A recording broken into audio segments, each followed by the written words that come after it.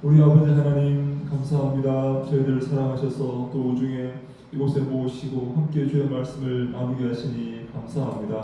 이 시간 친히 주인 되시고 친히 말씀하시고 우리의 마음에 친히 감동하셔서 하나님이여 주님의 그 귀한 진리의 말씀을 알게 하시고 하나님이여 우리가 이 땅에서 나오는 생을 주를 위해 살다가 주 앞에 서서 칭찬받는 믿음의 성도들이 다 되게 하여 주시옵소서. 시작합니다. 마칠 때까지 함께 하시고 인도하시고 지켜주옵시기를 간절히 소망하오며 예수님 이름으로 기도합니다. 아멘. 아멘. 네, 오늘은 계시록 12장 7절로 12절 말씀인데요. 계시록 12장 7절로 12절 말씀에 네, 제가 전에 계시록 1장은 예수님은 누구신가? 예수님은 심판주로 오시고 어린 양으로 오신다, 그죠? 여기는 이제 소아시아 7교회를 설명하고 있고, 4장은 그렇다면 참된 이 천상의 예배는 어떤 예배인가? 어떻게 하는 것이 주님이 기뻐하시는 예배인가? 여기 두루마리를 여는 분은 어린 양이시다. 어린 양이신 예수님께서 두루마리를 여신다, 이렇게 말씀을 드렸고, 6장부터 19장 혹은 18장까지는 소위 말하는 인과 나팔과 대접의 재앙이 이렇게 등장하는데, 이 중간에 12장에는 그 12장이죠, 그죠? 중간에 사탄의 모습을 묘사하고 있습니다. 오늘 보니까 이 사탄의 어떤 이 6장부터 19장까지의 인과 나팔과 대접의 이 재앙 가운데 사탄이 등장하여서 어떻게 이 성도들을 훈련시키고 이 땅에 악한 잘못된 것을 심판하는 그런 이 인과 나팔과 대접의 재앙 가운데 그 심판의 대상이 되는 사탄이 어떻게 바락이라는 표현이 이렇게 여러분 바락이라는 표현이 괜찮으십니까? 어떻습니까? 여러분, 아니 목사님께서 바락이라는 그런 표현을 할 수가 있습니까? 혹시 그런 마음을 혹시 갖고 계십니까? 그런 마음을 가지면 안 됩니다, 여러분. 제가 자유롭게 말할 수 있도록 네, 사탄이 바락을 이렇게 하는 모습이 12장에 등장하는데요. 오늘 12장은 바로 그 모습을 잠깐 보도록 합시다. 12장 7절로 12절까지입니다. 같이 한번 읽어볼까요? 시작. 하늘에 전쟁이 있으니 이스라엘과 그의 사자들이 용과 더불어 싸울세. 용과 그의 사자들도 싸우나 이기지 못하여 다시 하늘에서 그들이 있을 곳을 얻지 못하니라. 큰 용이 내쫓기니 예펜 곧 마귀라고 하고 사탄이라고 하며 온 천하를 깨는 자라. 그가 땅으로 내쫓기니 그의 사자들도 그와 함께 내쫓기니라. 내가 또 들으니 하늘에 큰 음성이 있어 이르되 이제 우리 하나님의 권과 능력과 나라와 또 그의 그리스도의 권세가 나타났으니 우리 형제들을 참수하던 자 곧 우리 하나님 앞에서 밤낮 참수하던 자가 쫓겨나고 또 우리 형제들이 어린 양의 표와 자기들이 전하는 말씀으로써 그를 이겼으니 그들은 죽기까지 자기들의 생명을 아끼지 아니하였도다. 그러므로 하늘과 그 가운데 거하는 자들은 즐거워하라. 그러나 땅과 바다는 와 있을진저 이는 마귀가 자기의 때가 얼마 남지 않은 줄 알고 크게 분되어 너희에게 내려갔으리라 하더라. 아멘. 아멘. 네. 이제 공중의 권세자 같은 이 마귀와 그의 이 소위 말하는 그의 졸개들, 이런 표현 참, 그 졸개들이 네, 하나님의 그 큰 역사와 나타나심과 심판 아래에서 그 자리를 다 쫓겨서 천하를 이끌었던 그 자리에서 공중의 그 보스 잡은 그 자들이 다 쫓겨서 땅으로 내려왔습니다. 그래서 근데 놀랍게도 땅에 있는 자들은 화 있을 지죠. 이렇게 왜요? 그 자들이 땅으로 내려와서 이제 역사할 것이기 때문에 땅에 있는 자들, 지금도 물론 사탄의 권세 아래서 이렇게 고통스러워했지만 이제 본격적으로 화가 있을 것이다. 이렇게 말하고 있습니다. 어떤 화가 있는지 한번 볼까요? 우리 7절 나팔이 소리를 내자 하늘에 전쟁이 있었고 어떤 전쟁인가 하면 미가엘과 그의 사자들이 용과 그의 사자들과 더불어 싸우는 전쟁입니다.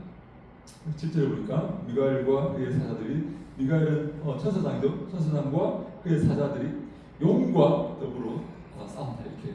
여러분 우리 사탄이 등장했는데요. 성경에 보면 사탄이 형상화해서 나타나는 그런 모습의 동물들이 있습니다. 사탄이 그냥 어떻게 천사의 모습으로 등장하는 게 아니라 동물의 모습으로 등장하는 수가 있습니다. 어떤 동물로 등장하는지 아십니까? 사탄이 어떤 용으로 용이란 사실 가상의 동물이죠, 그죠? 가상인데 하여간 어떤 것을 지금 이 요한이 용으로 표현했는지 모르겠지만 하여간 뱀의 모양으로 날아다니는 그런 게 아닌가 하는 그런 생각을 한번 해봅니다. 여러분 용 그러면 어떤 영상이 이렇게 떠오르십니까? 하여간 사탄이 용의 모습으로 지금 이렇게 날아다니고 뿔도 있고 이렇게 뱀의 모습을 약간 하고 있고 그렇게 했죠. 용이 옛날에 우리 전설 따라 삼천리에 나오는 그 용이죠. 또 어떤 모습이 있습니까? 옛뱀이라는 뱀의 모습이 있어요. 우리 옛뱀은 주로 뭘 상징합니까?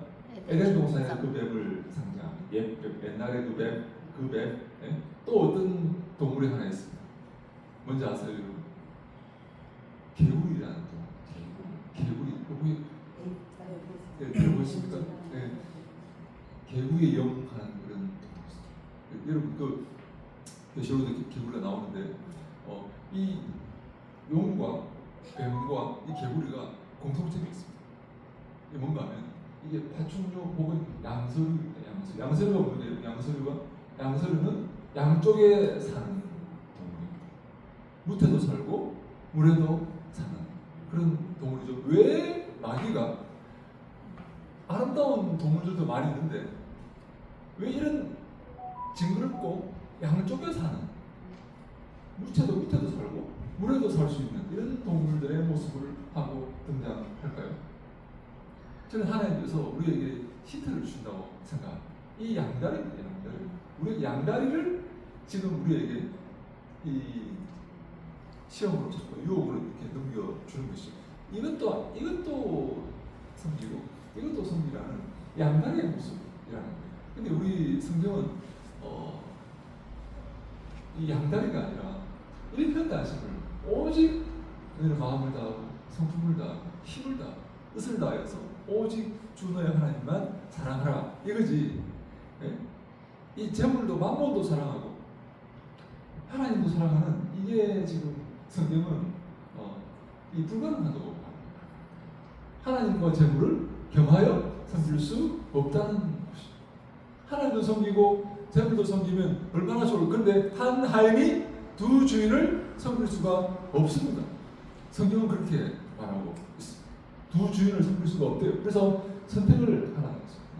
이걸 섬길 것인지 무트를 섬길 것인지 물을 섬길 것인지 선택을 하라는 거죠. 그래서 우리가 이 용이 등장하는 것을 보면서 여러분 그래서 구약에 우리가 가장 큰 죄인 우상숭배는 하나님을 버리고 우상에 가는 그게 아닌데 하나님도 섬기고 우상도 섬기는 거죠.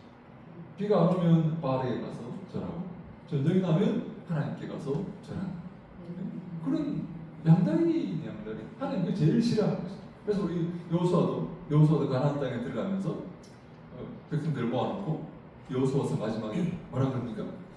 저 가나안 땅에 수많은 소위 말하는 잡신들, 여러분 제가 잡신들이라는 그 표현을 좀 거슬립니까? 괜찮죠? 네.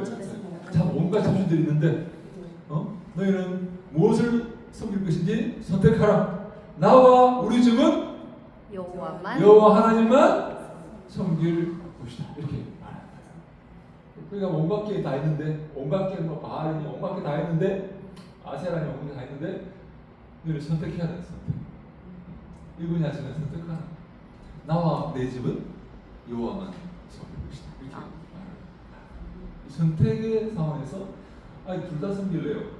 이러면 그래서 여러분 제가 아는 어떤 그 목사님의 선거와 그 목사님 이야기하는데 자기 교회 집사님하고 있는데 뭐 집사님이라고 하긴 그렇지만 성탄절에는 교회에 오고 석가탄신일에는 절에 간다는 거예요. 이 집사님. 그래서 이제 물어봤대요. 이 목사님. 왜 그러냐고 도대체. 왜 그러냐고 했더니 이 집사님이 뭐라고 했냐면 누가 진짜인지 모르잖아요. 왜? 누가 진짜인지 모르잖아요. 보험을 들어놔야 될 거 아니에요. 보험을. 성탄절에는 교회가 석가탄신일에는 절에 가고 양다리를 좀 안 된다. 선택을 하라.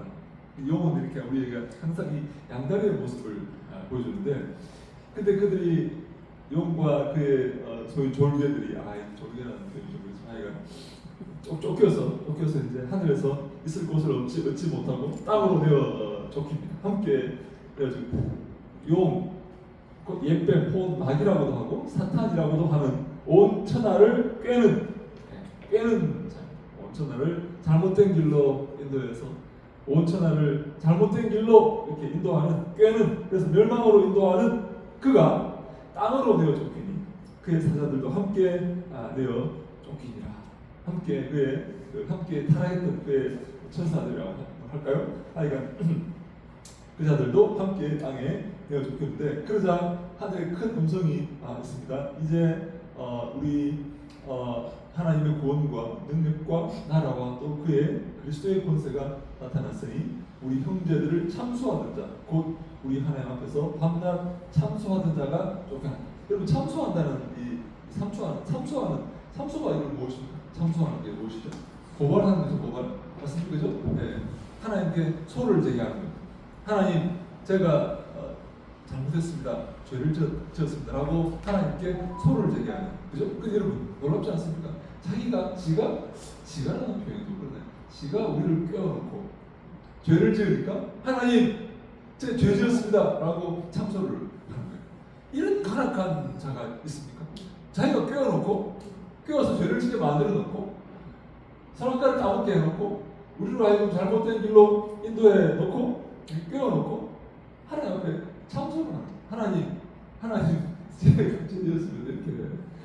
이렇게 꼭 이렇게 우리 이렇게 기부장님들이 이제 우리 학원에 오면 그런 게 있어. 이렇게 장난을 치면서 막 이렇게 지가 해놓고 선생님 제발야 이렇게 하는 그런 게 있어. 성격이 그런 사람 있습니까? 있어요. 네.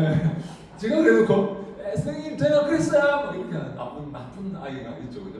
꼭 그런 것 같이 자기가 죄를 짓게 만들어 놓고 깨워놓고 하나님 앞에 참소를 하나님 제가 죄를 지었어요. 여러분, 그래서 이제 우리가 이 사탄을 검사다 이렇게 표현합니다. 법정이 왜 중요하냐면, 법정 용어가 왜 중요하냐면 신약에 보면 법정 용어들이 굉장히 많이 나와요. 의 righteousness라고 영어로 하면 righteousness인데 이게 법정 용어. 무죄하다는 거지. 속전을 값을 치른다는 것도 벌금을 내고 값을 치르는 것을 말해요. 그리고 재판장이고 변호사가 있죠. 변호사가 보혜사라고 표현해요. 보혜사.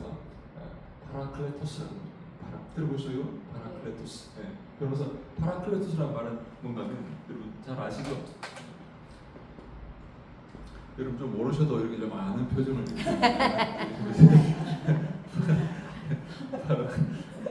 보혜사를 이렇게 보혜사가 무엇입니까? 보혜사 뭐 하는 사람이죠?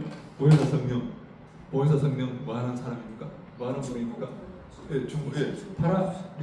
파라클토스라는 말은 파라라는 말은 헬라어로 옆이라는 말이고 파라처치 할 때 교회와 함께하는 처치를 선교단체를 파라처치를 그러죠. 파라라는 옆이라는 뜻이에요. 클레토스라는 말은 칼레오라는 말에서 온 말인데 영어로 하면 콜입니다. 콜이 거기서 온 말이에요. 옆에서 말해주는 사람.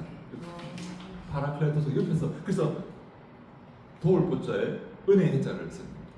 도울 보자. 자, 여러분 한문을 좀 이렇게 써도 되겠습니까? 네. 여러분 옛날에 기억나시죠, 그죠? 도울 보자에 은혜로 도와주는 사람이에요. 그러니까 다시 말해 법정을 한번 떠올려 보십시오. 검사가 우리를 이렇게 참소하는 하나님, 제가 죄를 지었습니다.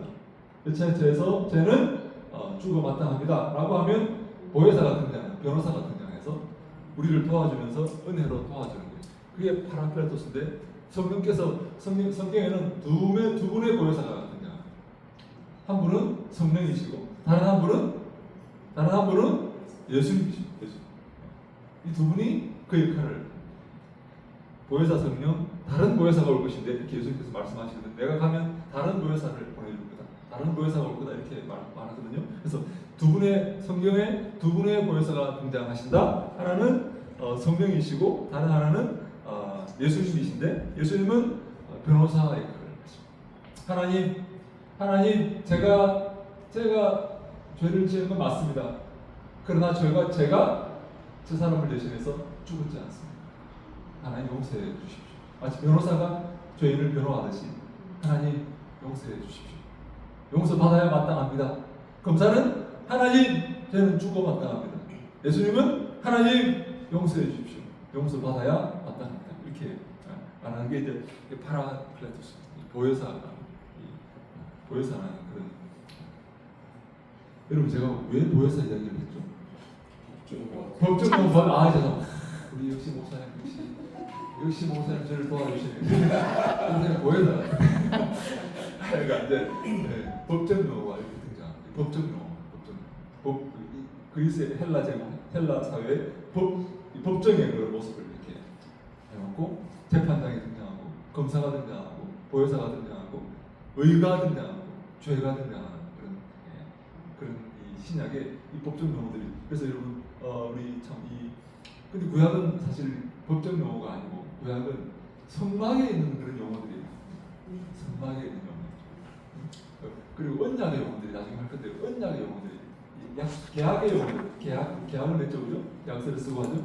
이 계약의 용어들이 구약에 많이 등장합니다. 그래서 우리 구약을 잘 아시려면 이 계약 상황을 잘 하나님과 우리가 계약하고 노아 언약, 다윗 언약, 아브라함 언약, 신의 산 언약, 또 뭡니까 또 우리 예레미야의 새 언약 이런 것들을 이 언약의 용어들이 구약이 정말 이런 표현이 창골한다 창골. 그래서 언약의 표현들을 기억하고 계시면 언약의 그 내용들을 기억하시면 예수 하나님께서 지금 무슨 말씀을 하려고 하시는지가 명확하게 들어오. 왜 언약의 상황, 언약에서. 근데 신약은 헬라 제국의 상황이기 때문에 헬라 제국은 지금 미국과 같은 아주 이 법적인 그런 것들이 작동하는 그런 시스템이기 때문에 헬라 제국의 상황에서는 이 법적 용어들이 막 창고나 바울은 막 법적 용어를 계속 이렇게 씁니다.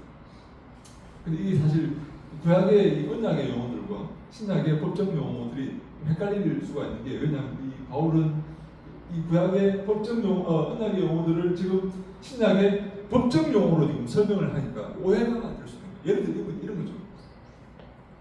예를 들면 여러분이 한번 들어보십시오. 이게 뭐 여러분 제가 혼란시키려고 그런 게 아니에요. 한 사람이 모두를 위해 죽었기 때문에 모두가 죽은 것이고 그 사람을 통해서 모두가 용서받은 것이다라는 그런 이 소위 말하는 법정 모습을 이렇게 한 사람이 모두를 위해서 대신해서 죽었지 않느냐, 대속의 죽음을 죽었지 않느냐 이렇게 바울이 말해요. 근데 과연 이것이 구약에 그런 게 있냐는 거예요. 한 사람이 이 사람이 죄를 지었는데 내가 대신 죽을 수 있는 그런 어떤 모습이 구약에 나오느냐? 구약에 그런 거 없어요. 이 사람이 죄를 지었으면 이 사람이 죽어야지. 왜 다른 사람이 죽어요? 그런 게 있냐는 거예요. 그래서 이런 약간 부딪힘 같은 게 있어요. 근데 바울은 제가 볼 때는 좀 이렇게 어렵지 않죠, 그죠? 네, 이거 뭐 이제 혹시 이해가 안 되시면 여러분 중간이라도 기탄 없이 이렇게 손 들고 질문하시면 제가 이게 이 부분에서 이해가 잘 안 되시는구나 하고 천천히 제가 쉽게 설명해 드릴 테니까 걱정하지 마시고 질문하시기 바랍니다. 그래서 과연 근데 바울은 제가 볼 때는 우리의 구약의 이 언약의 용어 이것들을 어떻게 하면 좀 설명을 잘 해볼까 하는 그런 마음으로 법적 용어를 동원하는데 헬라 제국의 상황에 사용되는 법적 용어이기 때문에 조금 안 맞는 경우가 있을 수 있지만 바울이 뭘 말하고자 하는지를 우리가 캐치하면 이해를 할 수 있다.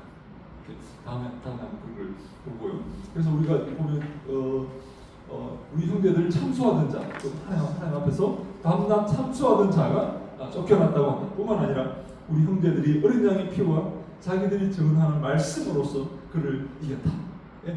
미가엘과 그의 사자들이 용과 그의 졸개들을 이겼는데 동시에 우리 형제들이 어린 양의 피와 자기들의 증언하는 말씀으로서 그를 이겼다. 이 두 번의 승리가 등장합니다. 여러분 이것이 이해되십니까? 미가엘과 그의 사자들이 하늘에서 용과 그의 졸개들과 싸워서 이겨서 용과 그의 졸개들이 땅으로 쫓겼습니다. 쫓겼어요? 오케이, 이건 이해되시죠? 그죠? 공중의 상황, 영적인 상황을. 근데 동시에 그의 형제들이 어린 양의 피와 자기들이 증언하는 말씀으로써 그를 이겼다. 우리는 예수 그리스도의 피와 하나님의 말씀으로써 요구와 그의 졸개들을 이길 수가 있다. 아멘이십니까? 아멘. 하늘에서는 영적인 상황에서는 미가엘과 그의 천사들이 그를 이겼지만 이 땅에서는 우리는 이 땅에서 패하느냐? No, 우리도 이 땅에서 이길 수 있다. 그들을 뭘로 이긴다고요? 어린 양의 피와 하나님 말씀으로, 예수님 말씀으로 그 악한 존재들을 물리칠 수가 있다는 것입니다. 그래서 여러분 우리 예수님께서 말씀하셨죠. 악한 자를 대적하라, 마귀를 대적하라. 그래야만 너희를 피하리라. 이렇게 말합니다. 여러분 혹시 주변에 그런 경우가 있습니까? 밤에 이렇게 꿈을 꾸면서 이렇게 가위 눌려가지고 고함 지르고 막 그런 혹시 경우가 있습니까? 그래서 늘 이렇게 마귀에게 시달리는 그런 사람이 있습니다. 근데 제가 항상 조언해주는 말씀이 있습니다. 마귀를 대적하면 너희를 떠난다. 도망다닐 생각을 하면 마귀를 쫓아옵니다. 아, 얘가 약하구나, 내 밥이구나 하고 쫓아옵니다. 대적하면 떠나게 됩니다. 그래서 절대로 두려워하지 말고 마귀를 대적하라. 그러면 마귀를 반드시 떠나게 됩니다.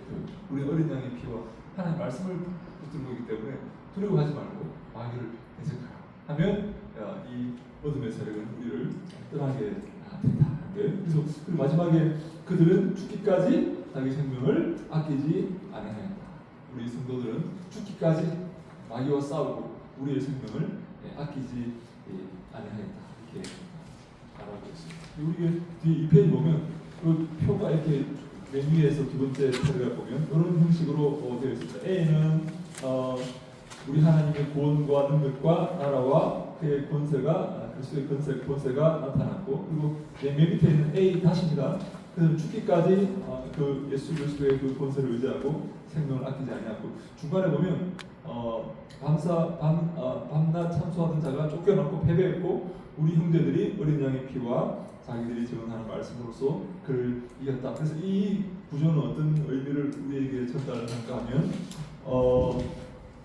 하나님께서 역사하시고 그리스도의 권세가 나타나서 악한 자들이 쫓겨나는 그런 모습을 우리에게 알려주고 있습니다. 다시 말해 하나님의 이 권세와 그리스도의 권세는 악한 자들을 충분히 제압할 수 있는 그런 큰 권세이고, 그 권세를 이어받은 우리는 충분히 예수 그리스도의 피와 예수 그리스도의 말씀으로 그들을 이길 수가 있다.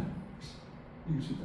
절대 우리가 이 땅에서 볼 때는 약하게 보이고 이 땅에서 정말 연약해 보이는, 정말 우리가 정말 어린 양 같은, 늑대우리에 던져진 어린 양 같은 그런 모습으로 살아갈지 모르겠지만 우리는 어린 양의 피와 그 말씀으로 악한 자들을 이길 수가 있는 줄로 믿습니다. 아멘. 그래서 여러분 우리가 이길 수가 있습니다. 에이, 내가 어떻게 저 골리앗 같은 저 어마어마한 저 모습을 하고 있는 저 권세자들을 내가 어떻게 이긴다 말인가? 아닙니다. 우리는 그리스도의 피와 어린 양의 말씀으로 이길 수가 있다.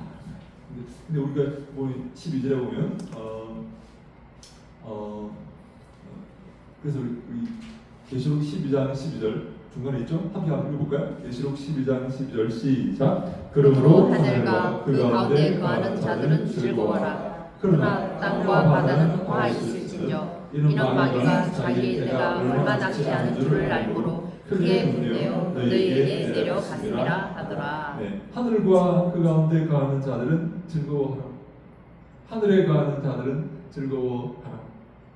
정말 너희가 어린 양을 이리에게 보내는 것처럼 우리를 파송하시는 그 예수님의 그 마음을 우리가 기억하면서 이 땅에서 얼마나 위태롭고 정말 힘들게 그렇게 믿음을 지키면서 붙들고 말씀 붙들고 살아가는 정말 안타까운 그런 모습으로 살아가는 우리의 그런 모습이지만 하늘의 하늘과 그 가운데 거하는 자들은 즐거워하라 이렇게 천사가 선포하고 성경이 선포하고 있습니다. 그래서 우리는 기뻐하고 즐거워할 줄 알아야 됩니다. 근데 보니까 땅과 바다는 화했을진저. 여러분 땅은 화했을진저 하면 이해되는데 바다도 화가 있습니다. 바다.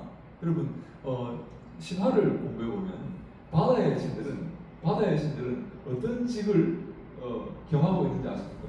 바다의 신들이 오케이.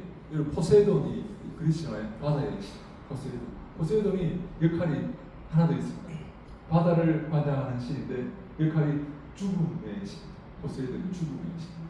바다의 신은 고대 근동의 신화를 공부해 보면 바다의 신은 대부분 죽음의 신의 역할을 함께 하고 있습니다. 바다의 신. 특별히 우리 가나안 신화의 이 바다의 신은 모트라는 신. 이 모트라는 신도 죽음의 신. 바다의 신이자 곧 죽음의 신. 여러분 왜 바다가 죽음의 세력을 상징합니까? 바다는 죽음을 상징합니다. 여러분 저 부산에 가면 저 바닷가에 망부선이 있죠.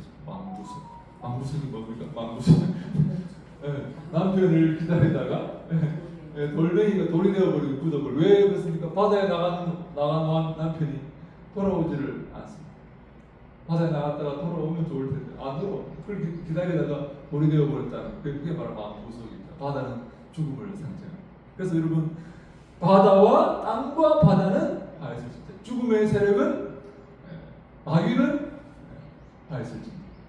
땅을 관장하고. 그래서 여러분 마귀가요 땅과 바다를 딛고서 했습니다. 나중에 보면 제가 지금 나중에 했는데 마귀가 천사들을 대적하기 위해서 땅에 섰을 때 땅과 바다를 이렇게 밟고서 있는 모습을 이렇게 보여주고 있습니다.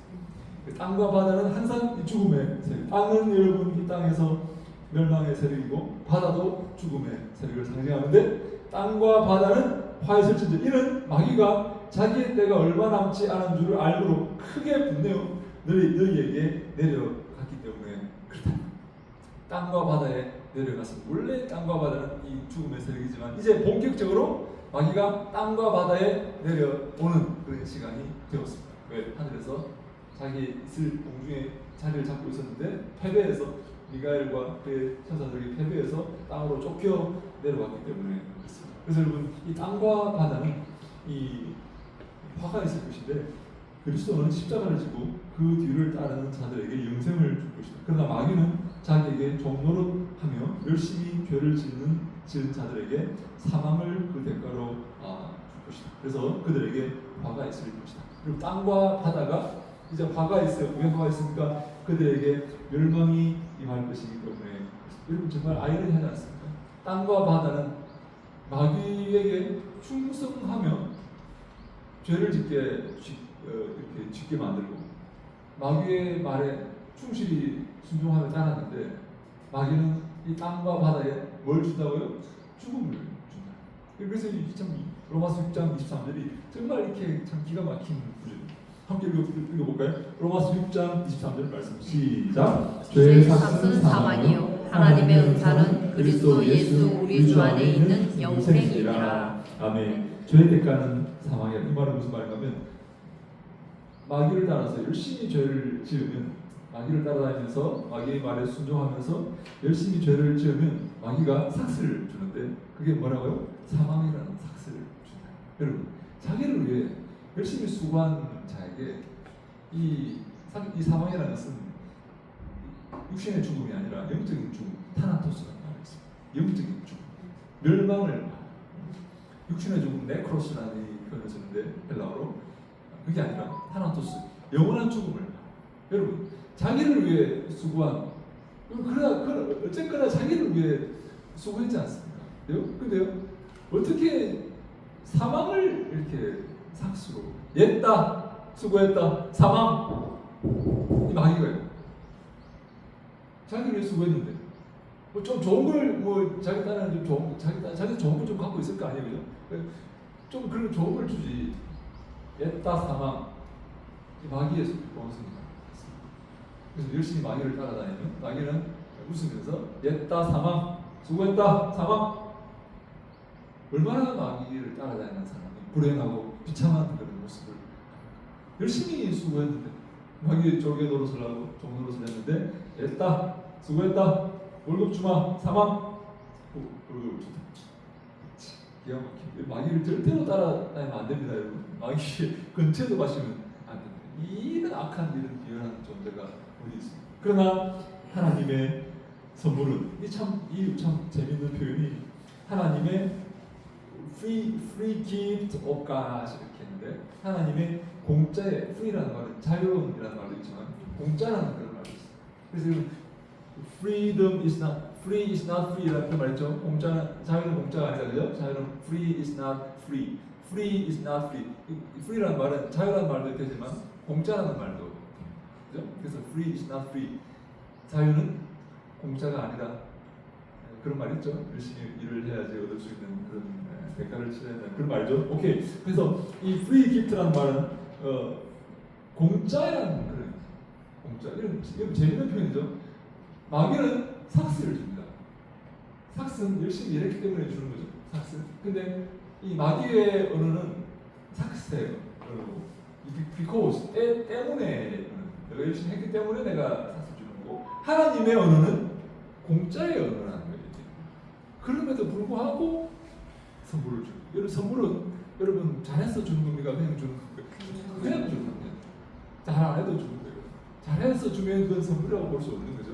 수고했다고 주는 것은 그거는 삭시지, 그죠? 예, 그거는 샐러리지, 그거는 공짜로 주는 게 선물이에요. 아무런 수고도 안 했는데 받을 만한 가치가 없는데 어디를 봐도 뭐 잘한 것도 없는데 이거 주는 거예요. 그게 그 선물. 프리야, 프리, 그죠? 공짜로 주는 거예요. 이 하나의 가치관이 조금 다른 거죠. 물론 우리가 이렇게 이 세상이 때문에 삭세의 그런 모습을 하고 있지만 궁극적으로 하나님의 개념은 하나님의 이 가치관은 이 공짜의 가치관이다. 공짜로 주는 거예요. 공짜로. 근데 이것을 우리가 이용하거나 남용해서는 안 됩니다. 감사를 따르면 감사해야 되려고 감사해야 되기 때문에 이런 말씀을 드리는 거죠. 하나님의 이 세계관은 그럼에도 불구하고 그리 아니하실지라도 우리는 그리 아니하실지라도 하나님을 섬기는 하나님 그럼에도 불구하고 우리에게 선물을 주시고 우리는 그리 아니하실지라도 이유가 없어도 하나님을 배반하지 않는 마귀는 했기 때문에 주고 우리가 자기 부족하면 우리를 공격합니다.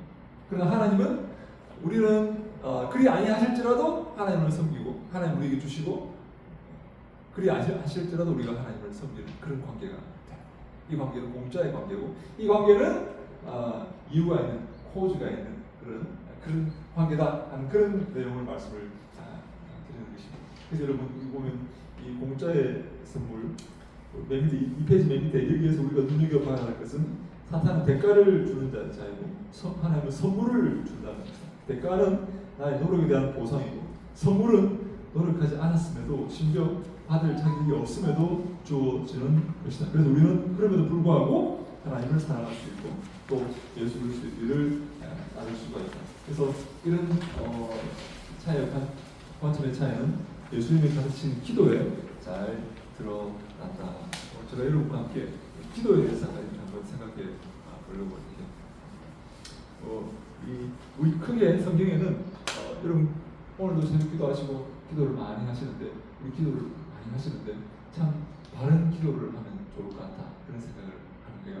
어떤 기도를 하고 계십니까? 어떤 마음으로 기도하고 계십니까? 여러분 기도에는 크게 두 가지 기도가 있습니다. 성경에 의하면 이방인의 기도와 하나님의 자녀의 기도가 있습니다. 크게 두 가지.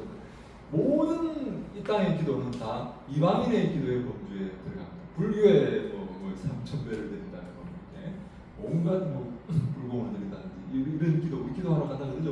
불교에서 그죠? 이방인의 기도에 범주에 들어가고 하나님의 자녀의 기도가 따로 있습니다. 그리고 이방인의 기도에 잠깐 쓸게요. 이방인의 기도의 특징이 뭘까요, 여러분? 이방인의 기도의 특징은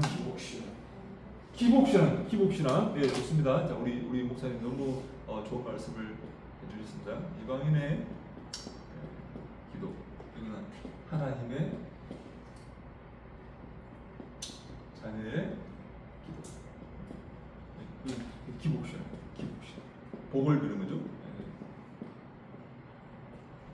하나님의 자녀의 그러면 기도의 특징은 또 뭘까요? 이방인의 기도의 특징은 또 뭘까요? 이방인의 기도의 특징은 자기 중심적. 네, 우리 사모님, 네, 자기 중심적. 여기는 이제 하나님 중심이죠. 하나님 중심. 여기는 이제 기복신앙에 반대되는 것은 하나님을 닮아가는 거죠. 하나님을 닮아가는 거죠. 우리가 유명한 에리히 프롬이라는 독일의 그 네덜란드 덴마크의 유명한 심리학자가 이렇게 책을 썼지 않습니까? 소유냐 존재냐 그런 책이 있습니다. 소유냐 존재냐. 영어로 하면 to have or to be 이라는 책. to have 가지는 것이냐 되어가는 것이냐 그런 뜻입니다. 가지는 게 중요하냐? 내가 어떤 존재가 되어가는 게 중요하냐? 그런 개념을 다루고 있는 거예요. 여기 to have 가지는, 네? 그죠? 기복, 복을 비는 거죠. 그럼 to be 어떤 존재가 되어가냐? 근데 우리가 한 가지, 근데 우리가 한 가지 느끼는 건 뭔가 하면 이 큰 차이가 또 있는데. 그 뭔가 하면 그 이방인의 기도는 지성을 들여서 얻어내는 기도. 지성을 들여. 큰 바위 아래 목욕제기 하고 아침부터 물 떠놓고 앉아서 이제 빌기 시작하는 거죠. 절에 가서 삼천배를 하고 큰 나무 아래에서 물 차려놓고 빌기 시작하는 거죠. 내가 지성을 들이면 때를 쓰면 얻어낼 수 있다는 뭐라고 해서 때를 쓰면 내가 얻어내는 그런. 혹시 여러분 그런 기도 하지 않으십니까? 하나님 앞에 때를 줄 때까지 때를 얻어내는 거예요, 여러분. 근데 여기는 자녀의 이거는 여기 다른 편. 이 이방인의 기도는 옆집 아저씨한테 때를 써서 빼앗아 내가 때를 써가지고 안 주려는 사람을 빼앗아. 그래서 아침부터 새벽부터 지성을 드는 공을 드는 감동하도록 공을 드는. 내가 이렇게 수고하는데 이 새벽부터 이렇게 내가 와서 이렇게 하는데 너는 절신이 감동해서 나한테 뭘 주지, 내 원을 이루어 주지 하는 그런 마인드예요. 하나님이 그러면 하나님 그렇게 하지 말래. 내가 너의 필요를 다 알고 있다 이렇게. 그런 기도 하지 말라. 아버지가 여러분 자식이 때를 쓰면 주고 때를 안 쓰면 안 줍니까? 아버지가 자식이 때를 쓰면 밥을 주고 때를 안 쓰면 너 달라 안 했잖아 그럼 밥을 안 줍니다. 아버지는 자식의 필요를 다 알고 있어야 돼요. 그게 아버지 자격이 있는 거예요. 아버지가 자기 자식이 뭐가 필요한지 모르면 너 말 안 했잖아 그러면 이제 안 되는 거예요. 하나님은 하물며 인간의 육신의 아버지도 자식의 필요를 알고 뭘 이렇게 할지를 눈여겨보고 있는데 하나님께서 우리의 필요를 모르시겠냐는 거예요. 그래서 그런 기도 하지 말라는 거예요. 그걸 구하지 말라. 이방인들이 구하는 기도 하지 말라. 우리 뭘 구해야 되냐 이게 뒤에 나오는데 여러분 그래서 우리가 이 한 가지 기억할 게 옆집 아저씨한테 이렇게 구해가지고 빌어가지고 얻어내는 그런 기도 하지 말라. 우리가 하나님 우리의 아버지는 그러니까 우리의 기도의 대상은 우리 아버지라는 것이 있어요. 아버지는 자신에게 자식의 필요를 알고 있고 채워주는 게 아버지의 의무라는 거예요. 아버지의 의무. 아버지의 의무 맞습니까? 아버지가 자식을 낳았으면 키워줘야 되는 거예요. 아버지의 의무지. 너 얘기 안 했잖아. 몰라 나 이렇게 하면 안 된다. 그래서 우리가 보면 이제 예수님께서 이렇게 말씀을 하십니다. 그래서 우리 3페이지 보면 이방인의 기도의 특징이 또 하나 나오는데 이 중원 중에서 여기 이게 소위 중원 구원하는 거예요. 중원 구원. 여러분 중원 구원이 무엇입니까? 중원구원. 중자는 이 중보할 때 중자고 다시 붙자입니다. 붙자는 한 말을 다시 하는 또 하는 거예요.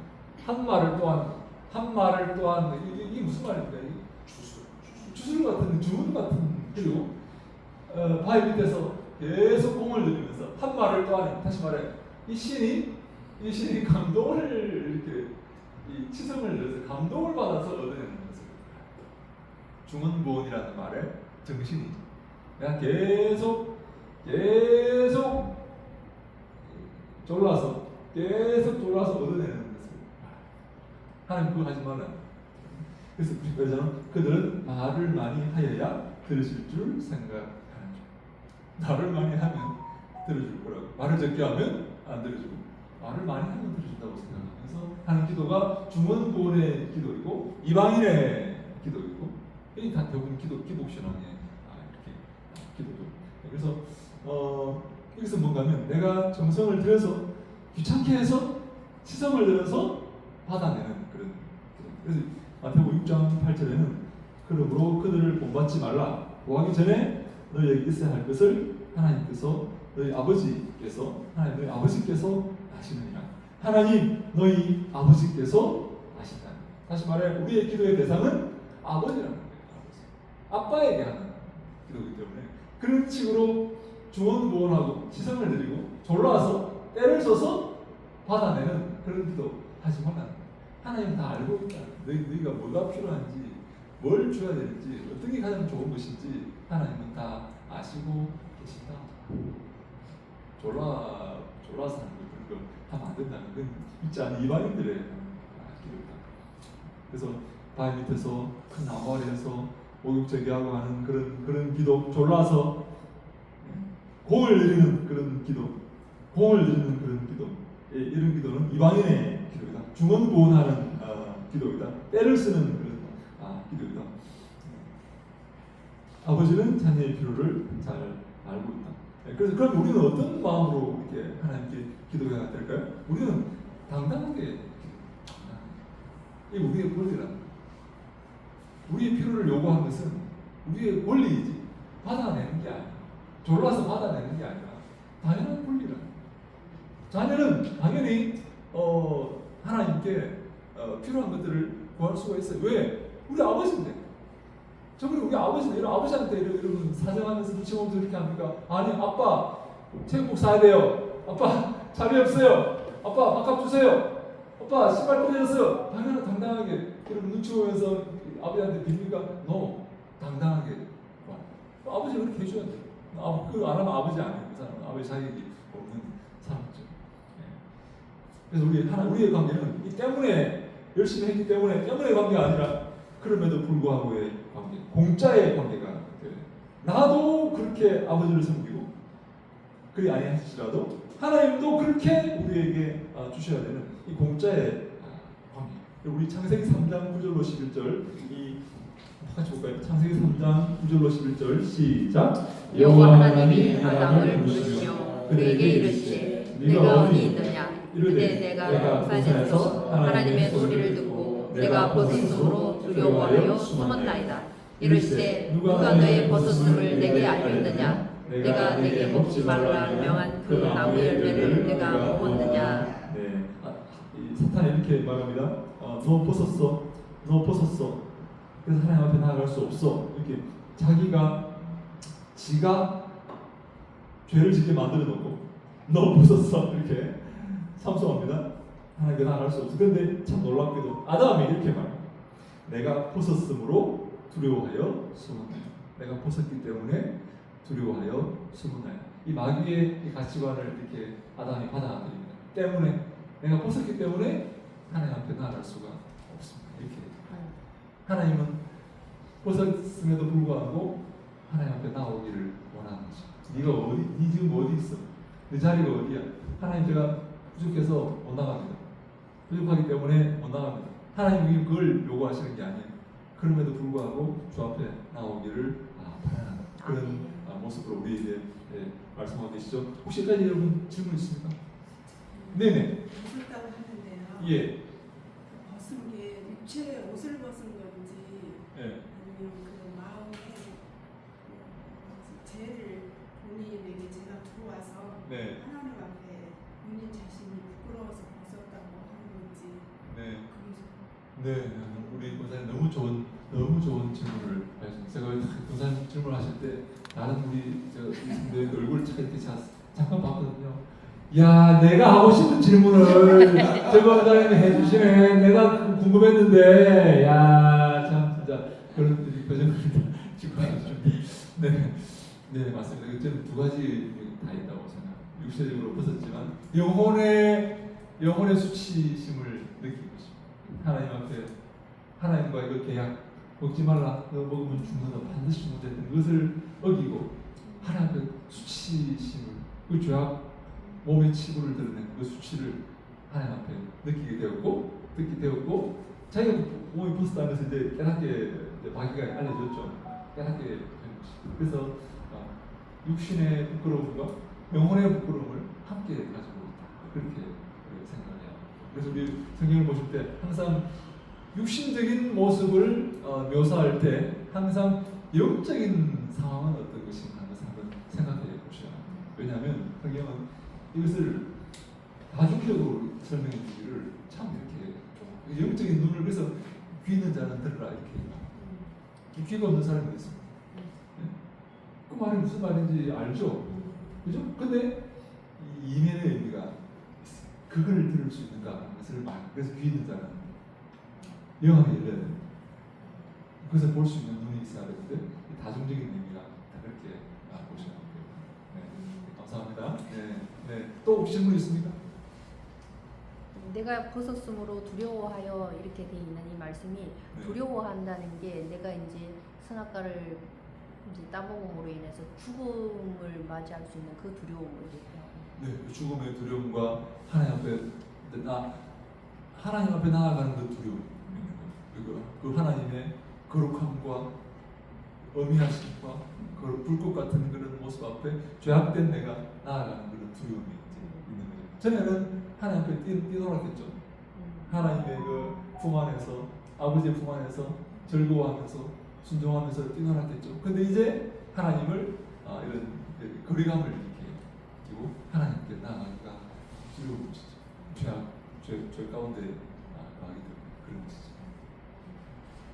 그 아까 설명한 것 중에 이게 참소하는 자 이렇게 법정 용어가 많다고 말씀하셨잖아요. 네. 그럼 우리가 심판대 앞에 갔을 때도 네. 약간 법정 지금 저희가 생각하는 뭐 이렇게 재판장이 있고 네. 판사 검사가 있는 그런 이렇게 형상이 있듯이 네. 그런 형상이 있을 수도 있을까요? 그렇죠. 지금 심판대의 그 모습을 계시록이 말하고 있어요. 여러분 그 두루마리도 마찬가지.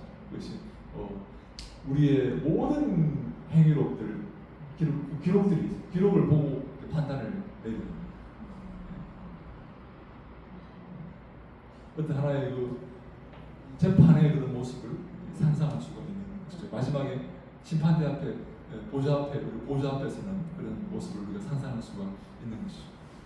그래서 어떤 형상, 어떤 모습으로 있는지는 정확하게 모르겠지만 하여간 그런 어떤 심판대의 그런 모습이 아마 등장할 것이다, 있을 것이다, 그 앞에 서게 될 것이다 하면서 우리가 짐작할 수가 있는 것입니다. 네, 감사합니다.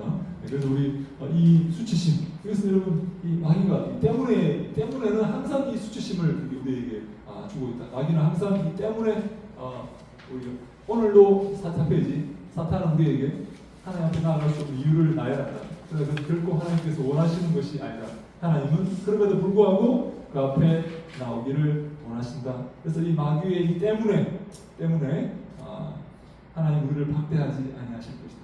그래서 우리는 낙심하지 말아야 한다. 하나님 반드시 자네의 기도에 응답하신다. 왜? 아버지이기 때문에. 그래서 우리가 부족하지만 주 앞에 나올 수 없는 형편이지만 나와서 기도하고 낙심하지 말아야 하는 것이다. 그리고 조건 없는 사랑을 받는 우리도 그리 아니하실지라도 하나님을 섬겨야 하는 것이다. 하나님과 우리의 관계는 조건 없는 그럼에도 불구하고 주시는 관계고 그리 아니하실지라도 섬기는 관계이다. 마귀는 때문에 우리가 하나님께 잘한다고 생각하고 또 하나님께 잘해야 복을 준다고 생각하고 수고해야 복을 준다고 생각하고 잘하는 이유는 우리가 복을 줬기 때문에 잘한다고 요백이 했던 말이죠.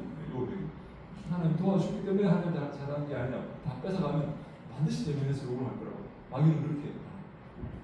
예수님은 그럼에도 불구하고 하나님은 우리를 사랑하시고 그리 아니하실지라도 우리는 하나님을 섬겨야 한다. 이렇게 나가요. 이 공짜의 이 free의 관계고 이거는 이제 이유가 있는 그런 관계라는 거죠. 근데 참 우리 안타까운 게 아니라 이 누가복음에 이 하나의 그 비유가 있는데 이 비유를 통해서 많은 사람들이 잘못된 기도를 하는 것처럼 생각되었어요. 한번 들고 왔는데 한번 같이 한번 볼까요? 누가복음 18장 1절로 8절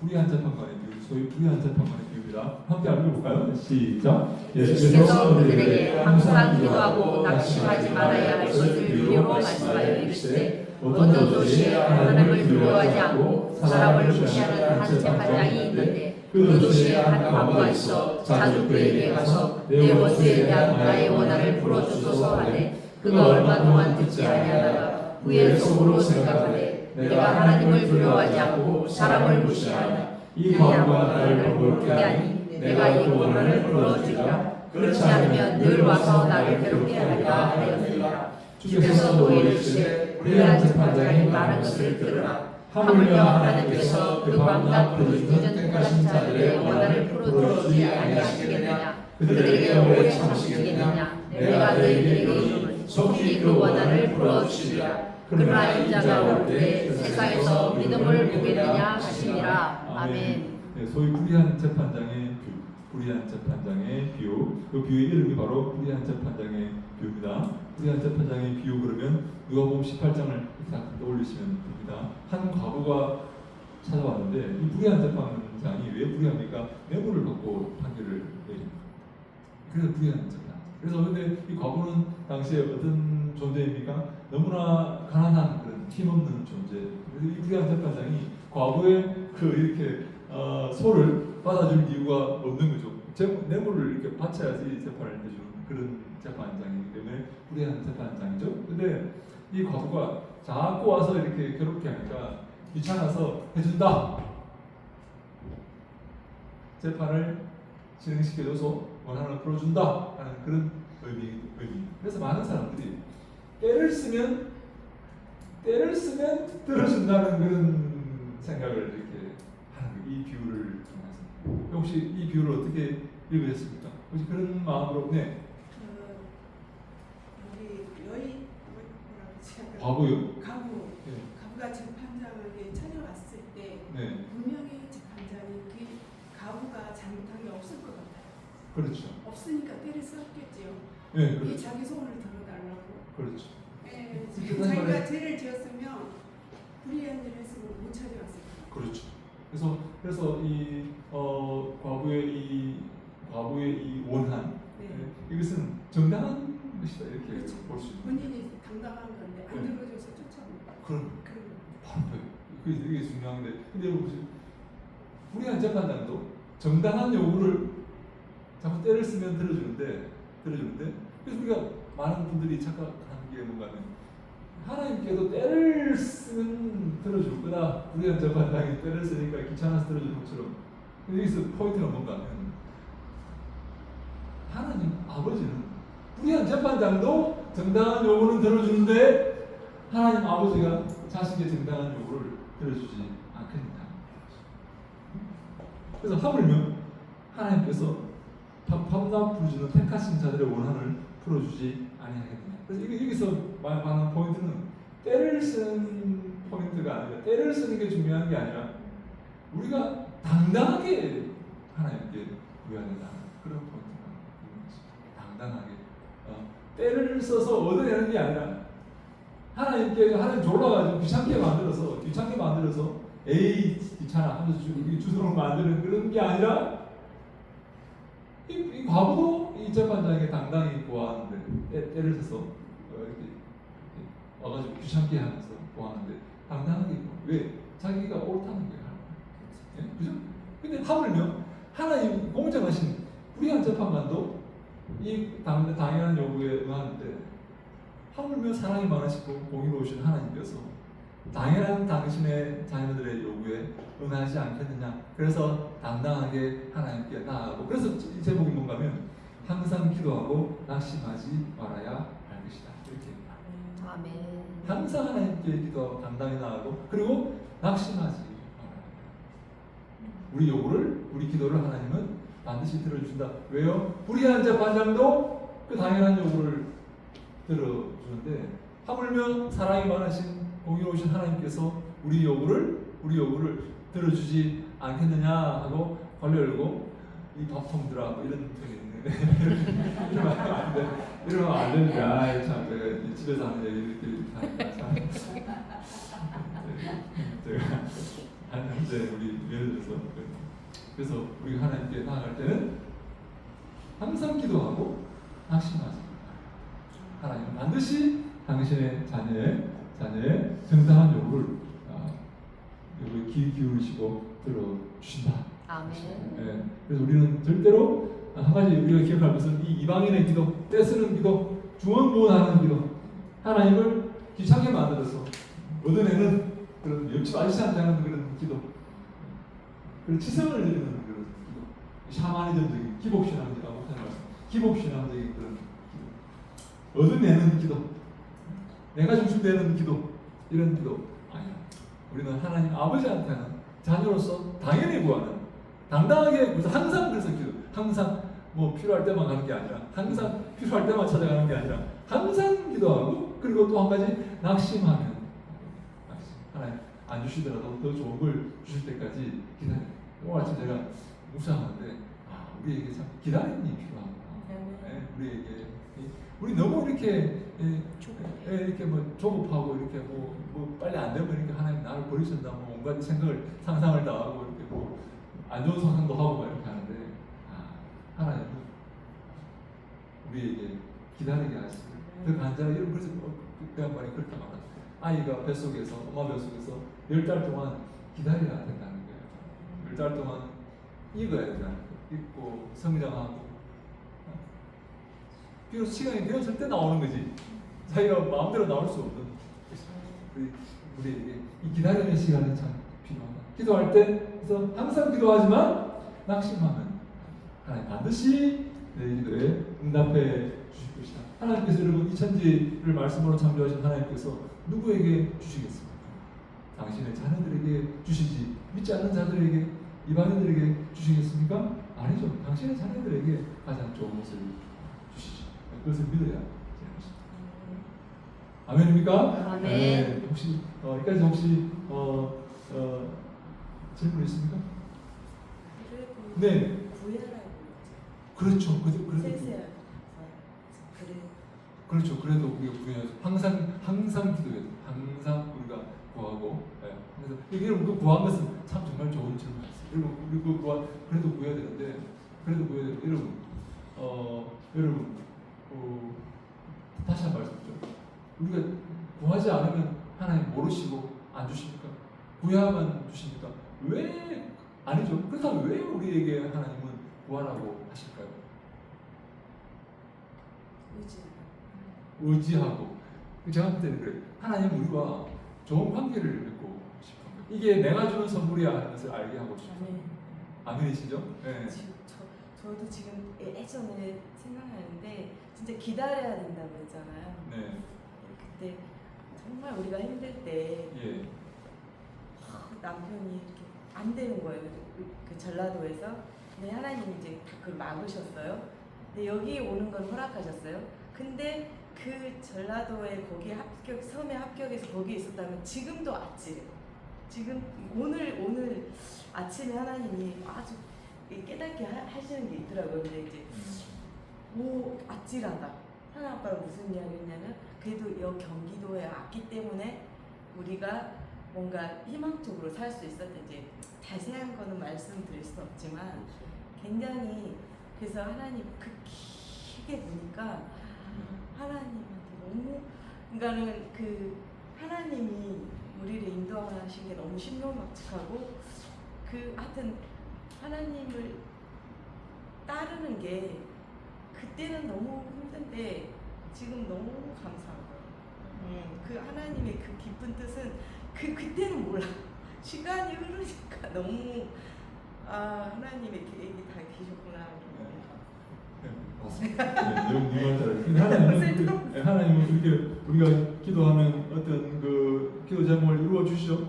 이 기도 제목을 이루어 주시는데 하나님 입장에서는 이 기도 제목을 이루어 주는 것은 사실 아무것도 아닌 거예요. 그렇죠? 하나님 병 고쳐 주세요. 병 고치는 게 하나님께 문제가 됩니까? 하나님 어떻게 우리 아이 뭐 어떻게 뭐 바른 길로 인도해 주세요. 그게 하나님 입장에서 문제가 됩니까? 하나님은 그걸 기도하라는 거예요. 왜요? 우리가 하나님과 바른 관계에 있는 것을 원하시기 때문에 하나님과 늘 교제하고 늘 만나고 늘 이렇게 묻고 답하고 하나님의 자녀가 되고 하나님의 종이 되고 하나님과 함께하는 것을 원하시기 때문에 기도하라는 거지. 이게 중요한 게 아니에요. 하나님 우리 집이 경매로 넘어가게 됐습니다. 하나님 또 집 경매로 넘어가는 게 하나님께 중요할까요? 하나님께 그게 중요할까요? 네? 땅 한 평이 하나님께 중요할까요? No! 하나님께는 아무것도 아니에요. 하나님 우리가 중요해요. 우리가 주 앞에 오기를 바라고 기도하기를 바라고 아멘. 이게 내가 주는 선물이라는 것을 알기를 바라는 거예요. 하나님께서. 아멘. 그래서 감사하기를 바라 기뻐하고 즐거워하기를 바라서 기도하는 거지 이게 중요하기 때문에 기도하는 거예요. 그러나 우리는 구해야 돼요. 그죠? 왜? 이것이 하나님의 선물이라는 것을 알기 때문에 기도해야만 알 수 있어요. 네. 내가 기도해야만 이게 하나님께 주신 것인지 알지. 가만히 있으면 이게 갑자기 생겼나? 누가 내가 다른 사람이 줬나? 모르는 거예요. 그죠? 알게 하기 위해서 이게 나의 선물이라는 것을 알게 하기 위해서 기도를 하나님과 바른 관계를 위해서 기도하는 것이지 이방인들처럼 이거를 구하기 얻기 위해서 기도하는 게 되면 안 된다는 것이죠. 네.